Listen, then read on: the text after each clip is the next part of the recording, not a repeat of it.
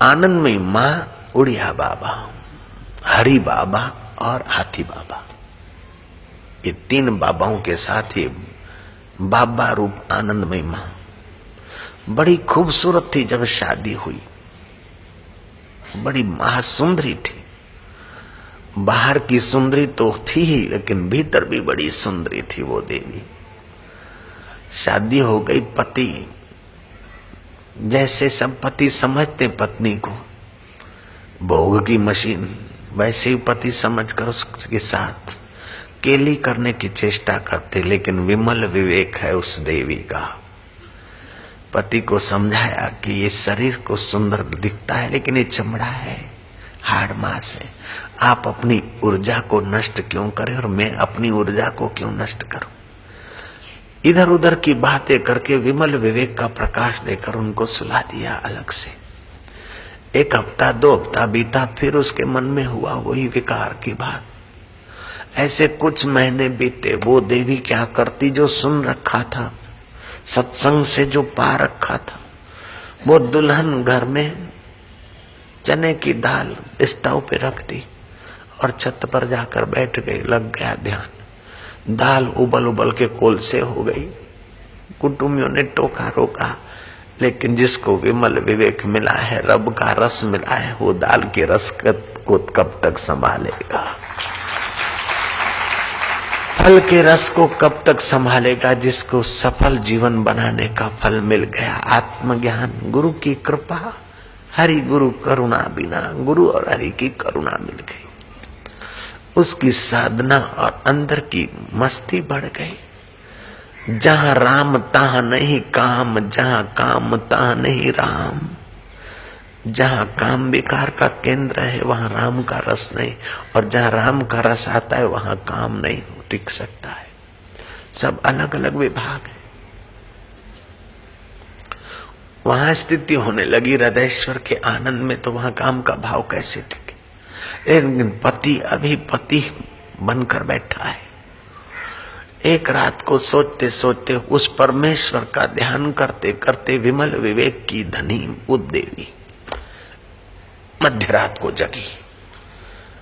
पति को ढंढोरा, चल उठ उठ। पति खुश हुआ कि वाह, आज ये सोने की रात हमारे लिए, आज तो सुवर्ण का दिन, सुवर्ण नाइट, गोल्ड नाइट। वास्तव में उसकी गोल्ड नाइट हो रही थी, वास्तव में हो रही थी।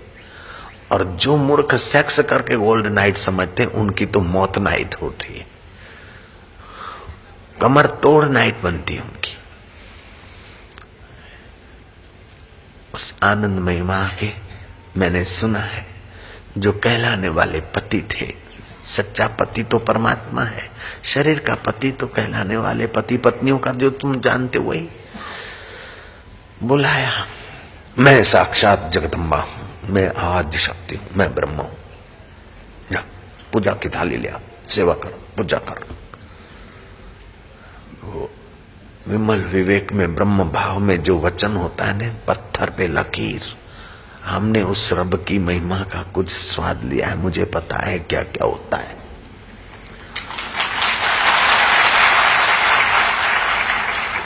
प्रकृति उसकी आज्ञा टाल नहीं सकती, लेकिन ऐसे महापुरुष बार बार प्रकृति में हस्तक्षेप नहीं करते। रामकृष्ण ने गुलाबी पौधे में सफेद फूल उभार दिए।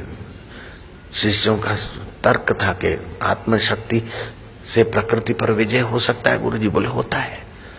प्रकृति अपना नियम बदल देगी, गुरुजी बोले बदल देगी। क्या योगी चाहे तो बरसात कर सकता, बोले कर सकता है। रोके तो रोक सकता है। मुर्दे में प्राण का संचार कर सकता है, बोले कर सकता है। तो गुरुजी ये पौधे में जो गुलाबी फूल खिले हैं, गुलाब में, क्या उसमें सफेद कर सकता है समर्थ योगी? बोले क्या बड़ी बात है। बातें होते हुए शिष्य विदा हुए।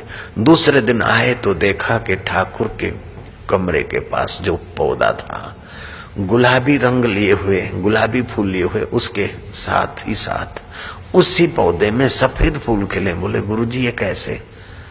बोले कभी कभार सत्य की महत्ता बताने के लिए जोगी के हृदय में स्फुरना हो जाता है, ये करना नहीं पड़ता। ये नाटक करके मदारी जैसा खेल नहीं है, ये तो मौज है फकीरों की। रब की मौज होती तो फकीरों की मौज हो जाती।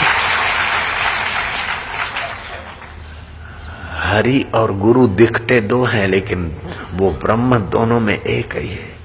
ईश्वरो गुरुरात्मेति मूर्ति भेदे विभागिनो व्योमवत व्याप्तम देवाय तस्मै से गुरवे नमः। ईश्वर और गुरु मूर्ति भेद से दो दिखते हैं, बाकी तो वही एक ही सच्चिदानंद है। संत को संत कहा तो क्या हो गया, गुरु को गुरु कहा तो क्या बड़ी बात है।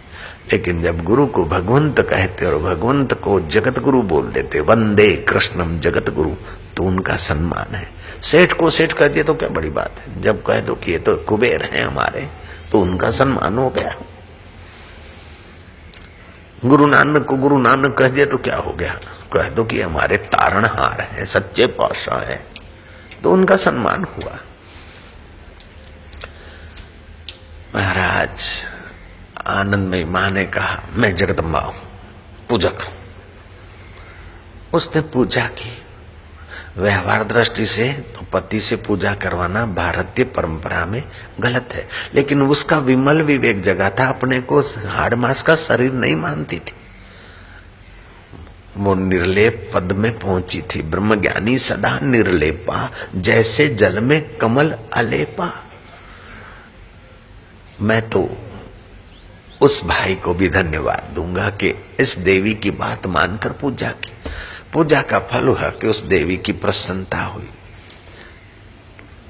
जगदम्बा के रूप में पत्नी को पूजा। अब पत्नी पत्नी नहीं रहे, माता क्या आज्ञा है। बोले जाओ उत्तरकाशी में भजन करो, अपना जीवन संवारो, विमल विवेक जगाओ।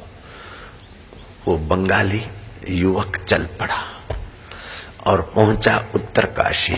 अभी भी उसकी साधना तली उत्तरकाशी में आनंदमयी मां कभी कभार वहां जाती थी। हम भी वो जगह देखे हुए। फिर वो तो लगी कीर्तन करे, भक्त जप करे, ध्यान करे, खुद बैठी रहे। चांद्रायण व्रत किए, क्या क्या किया, कुंडली शक्ति जगी। एक बार 73 आदमी का खाना खा गई। तुम भी जब इसमें आगे बढ़ोगे तो हो सकता है, लेकिन सबको ऐसा नहीं होगा।